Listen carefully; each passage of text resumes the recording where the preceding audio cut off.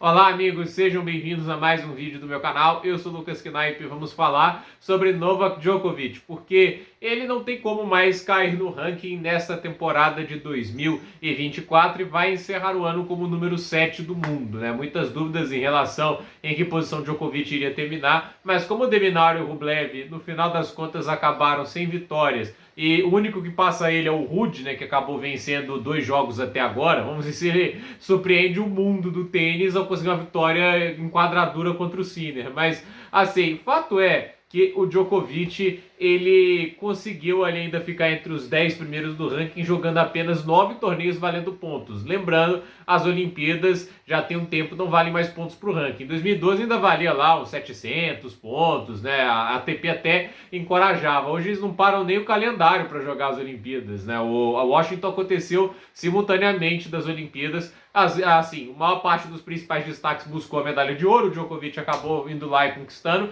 mas a questão é, valendo pontos, ele jogou basicamente o quê? Australian Open, Indian Wells, Monte Carlo, Roma, Roland Garros, teve o torneio de Genebra entre Roma e Roland Garros que ele jogou para ter mais ritmo para o Grand Slam francês, Wimbledon, US Open, Xangai, agora eu tô até lutando para achar os 9, eu acho que até agora eu contei 8, né? Mas são poucos torneios, né? Acho que isso é nítido aí. E assim, por ter sido finalista de Wimbledon, 1.300 pontos. Semifinalista lá na Australian Open, acho que são 800, né? Finalista em Xangai, aí mais 600 pontos pro ranking. Então, ele vai somando esses pontos, né? As 600 das quartas de final de Roland Garros. No final das contas, ele ainda se mantém no top 10, né? Tipo, o Ruud precisou jogar 15 torneios a mais que o Djokovic para conseguir estar na frente do ranking, né? O Tsitsipas jogou mais de 20 torneios do ano, mesma coisa para o Dimitrov. Então, assim, ele ainda está bem acima do que a gente para pensar, né? Óbvio que ele deu um passo para trás enorme comparado ao ano passado, que ganhou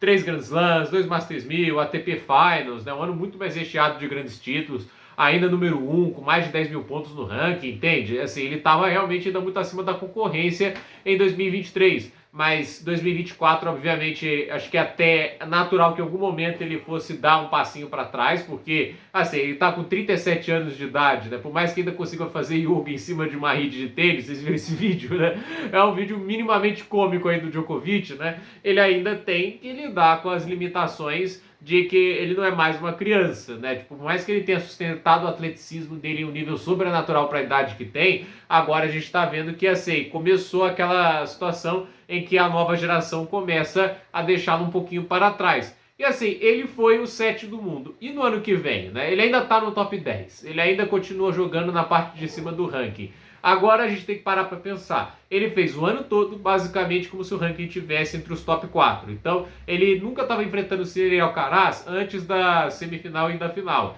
E aí a gente pergunta, como 7 do mundo, ele pode começar a enfrentar jogadores como Alcaraz, como Sinner e Zverev já nas quartas de finais dos torneios. Se o foco deles é um torneio grande, né, tipo os grandes torneios, isso não vai mudar, entende? Ele poderia, por exemplo, jogar o ATP 500 de Dubai, que provavelmente teria uma chave um pouco mais esvaziada, porque sempre acho que está jogando junto ao mesmo tempo de Acapulco, então assim, sempre tem as chaves divididas.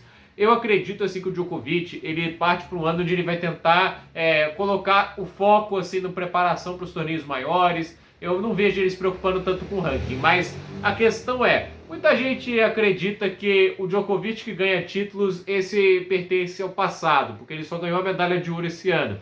Será que isso acontece em 2024? Olha, eu não sei, porque as últimas demonstrações de tênis do Djokovic, a meu ver, elas são interessantes, né? Não deixa de ser fantástico o título dele nas Olimpíadas. Ele jogou um tênis maravilhoso, não perdeu sets na campanha. E o nível em Xangai foi muito bom. A gente tem que parar para pensar que ele foi finalista, né? Tipo, ele ganhou de gente boa. Teve gente ali, por exemplo, o Cobolli, que é um ótimo tenista dessa jovem geração. O cara atropelou o Cobolli.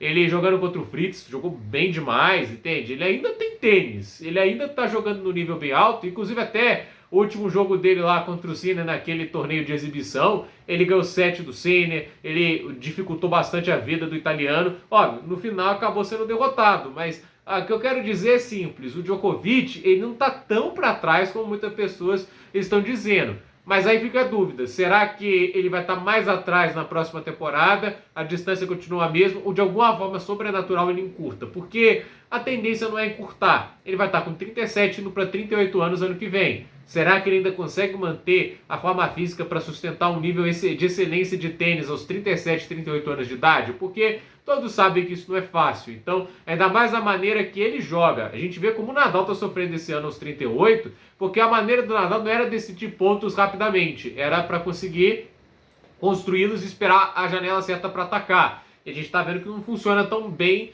quanto antes, porque fisicamente ele deu passos para trás. O Federer, ele ainda teve a vantagem que ele era um sacador muito acima da média, voleava muito bem, ele tinha as ferramentas para resolver pontos muito mais rapidamente que os outros dois. O Djokovic, acho que ele está no meio do caminho, acho até que ele tem mais ferramenta que o Nadal para resolver ponto mais rápido, mas ao mesmo tempo o Djokovic ele não é um cara igual o Federer, entende? O Federer ele tinha um estilo de jogo que prolongou um pouquinho mais a longevidade dele no tênis, mas até ele começou a sentir dificuldades, e é só olhar aquele Australian Open, que ele vai até a semifinal os trancos e barrancos, ganhando do Millman e do Sandgren no quinto set. Cara, você vê que os golpes dele já estavam mais lentos, ele já não estava conseguindo acompanhar tão bem o ritmo, e na hora de enfrentar o Djokovic ficou nítido que não estava jogando mais no mesmo nível, né? Pra mim aquele lá já era um choque de realidade, assim, do Federer que ganhava Grand Slams, esse não existia mais. Então, será que a gente ainda vai ter esse choque com o Djokovic, né? Porque eu sei lá, ainda não consigo cravar que o Djokovic que ganha Grand Slams acabou. Eu já tenho a dúvida, mas falar que acabou, a gente vai ter que esperar para ver o ano que vem. Mas eu vejo o 2025 como a última grande chance dele ganhar um Grand Slam.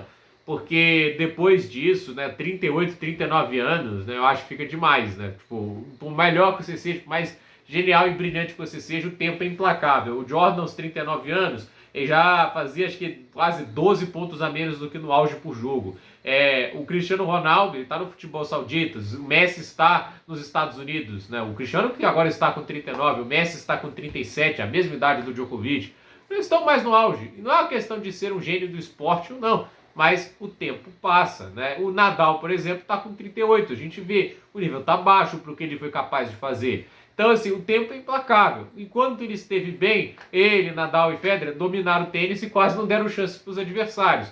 Mas agora, a essa idade, fica essa dúvida. De qualquer jeito, ele é o membro mais velho do top 50, se não me falha a memória. Acho que só mais velho que ele no top 50, e se ainda estiver lá, é o Monfils. Eu não sei se ele ainda está no top 50, mas o fato é que não deixa de ser fascinante que é um cara de 37 anos ainda sobrevivendo entre os melhores do esporte, mesmo com um volume de jogo muito baixo. Mas, pra mim, isso é uma coisa, assim, minha visão. Eu acho que se ele quisesse ter desempenhos melhores, ele teria que jogar mais no ano. Eu entendo que a ideia dele é estar sempre com mais energia, mas acho que ele está assim, preservando a energia e sacrificando o ritmo. Mas que é negócio, eu não posso ensinar o Djokovic a planejar o calendário dele. Então, gente, para esse vídeo é isso. Dúvida nos comentários, deixe seu like, se inscreva no canal, compartilhe este vídeo e até o próximo vídeo.